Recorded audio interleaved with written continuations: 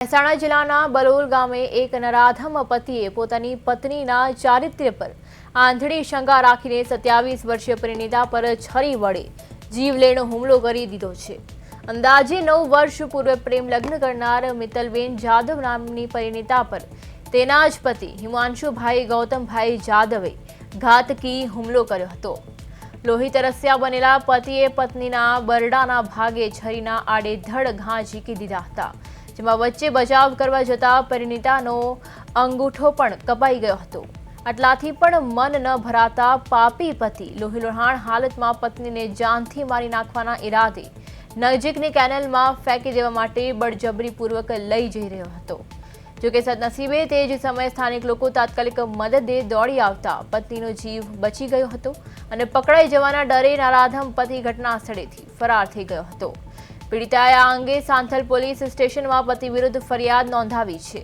પત્નીએ આક્ષેપ કર્યો છે કે તે કોઈની સાથે વાત કરે કે ઊભી રહે તો પણ પતિ અવારનવાર તેની પર વહેમ રાખીને ઢોર માર મારતો હતો। પોલીસે ગુનો નોંધીને આરોપી પતિને ઝડપી પાડવા ચક્રો ગતિમાન કર્યા છે।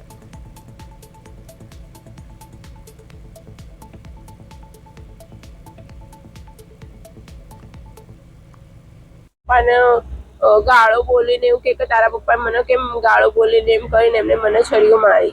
શું બનાવ બન્યો તો અને કેવી રીતે બન્યો? બનાવમાં તો બપોરે અમે ઘરે હતી હું અને બપોરે એમને મારા પપ્પાને ફોન કર્યો કે તમે છોકરીને આવીને લઈ જાઓ કે બહુ ડ્રિંક કરીને આવ્યા હતા।